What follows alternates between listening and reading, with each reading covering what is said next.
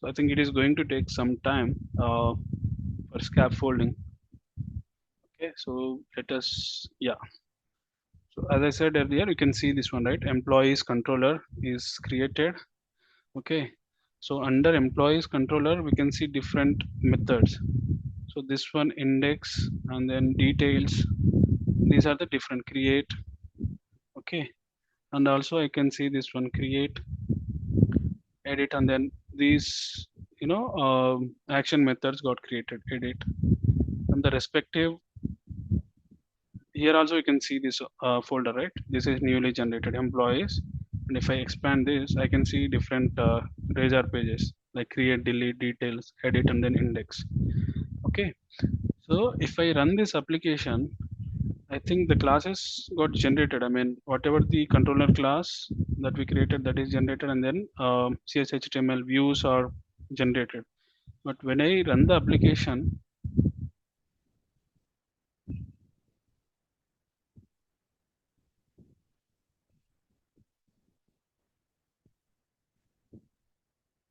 okay, so here I think we can see this one. So this is home index, right? So I need to navigate to employer, sorry, employee slash index.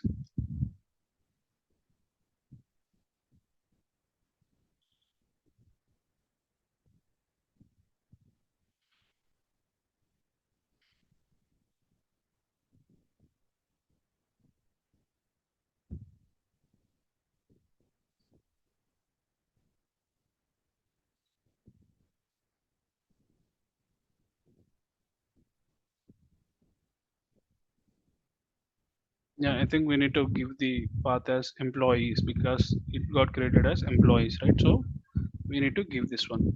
So here, if you can see, a database operation failed while processing the request. Okay, so this is because we need to apply migrations.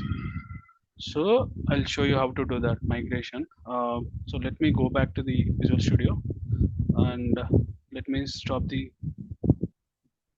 application. Then now, I mean, we have created employees controller and then this employee model, right? So now we need to apply the migration for that one. So in order to create new table, we need to add migration. Okay, so in entity framework, for example, so you can search for this particular option.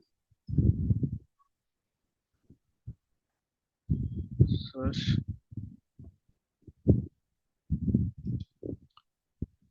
So let me open this package manager console. Okay, so from here,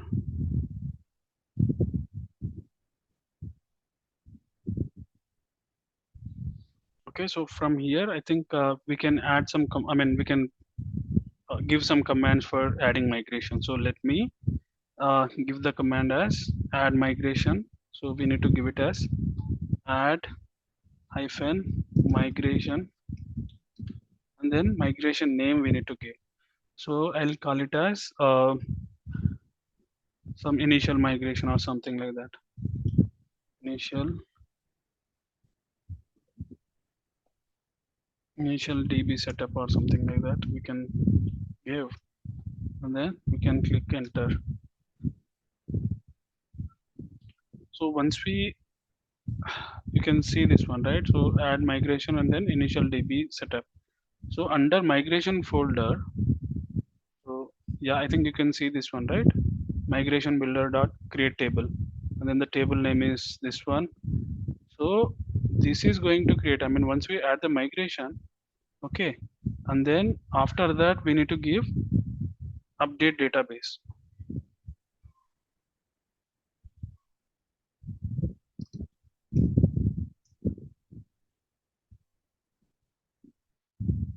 Okay, so once we run this particular query, it is going to create this particular table in the database, and then the respective whatever the operations that we are performing will get executed.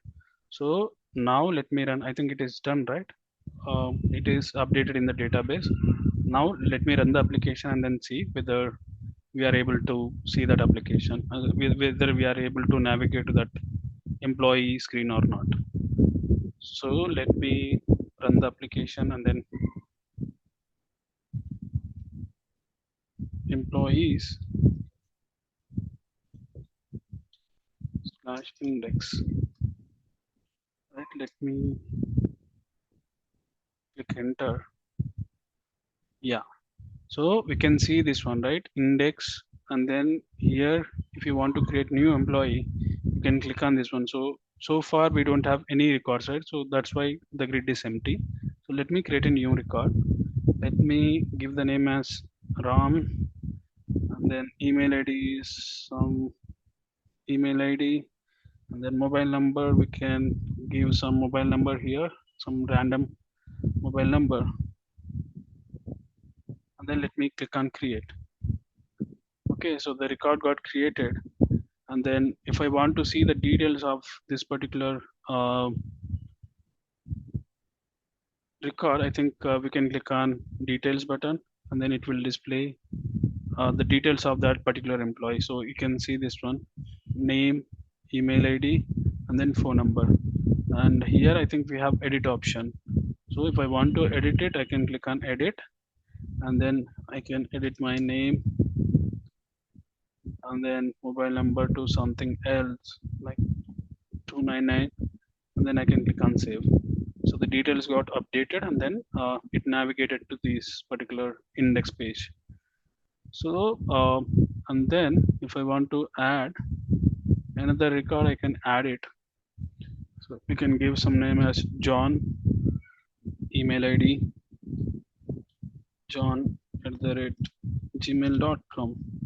Then phone number, I think we can give some phone number, something like this. Then we can create a new record. So you can see the details of this particular um, newly added employee. Okay, so this is one thing, and after this, so here I think on the top we can see home and then privacy URLs, right? So if I want to add new URL for this employees, I mean, if I want to navigate to this particular index method, sorry, index page, I can create new employee URL on the top. So let me do that. Okay, so here I think under home we can see this one, reports and view start. Under shade, I think we can see this one, right? Layout.cshtml. Um, okay, so in under layout, I think whatever the URL that we are seeing, that is got added in this particular folder, shade and then layout.cshtml. So if I want to add new one, for example, if I want to add a new link on the top, so I can create a new one. So let me copy the existing home uh, link and then paste it here. So I don't want this particular privacy. So let me remove this and then add the new one. So here in ASP.NET Core, we can see the different attributes like ASP area, ASP controller, and then ASP action. So here the controller name that we want to navigate to is employees, right? So let me add that, and then the ASP action, I mean action method is index only, right? So it is, I think we don't need to change this one, and then let me change the text to employee. Okay, or we can add it as add employee.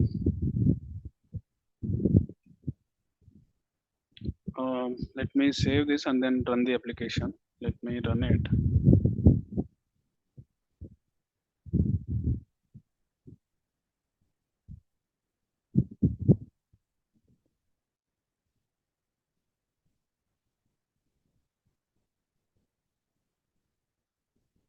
Okay, so here I think you can see this one. We have recently added this add employee link, right? So when I click on that one, I think it will navigate to the index method. And if you want to navigate to some other method like create, in that case we can change it and then try it. So Let me change it as create, save it, and then restart the application.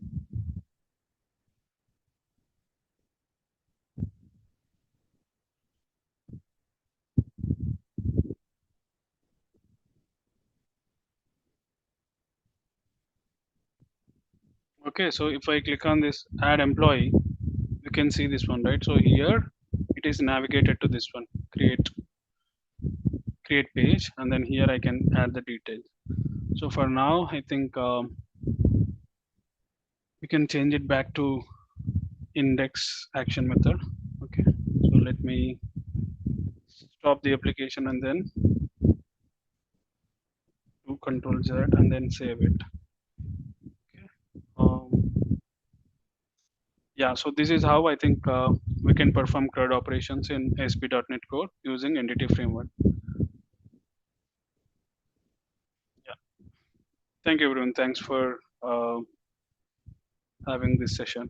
I think you got some information about CRUD operation in ASP.NET Core from this session. Thank you.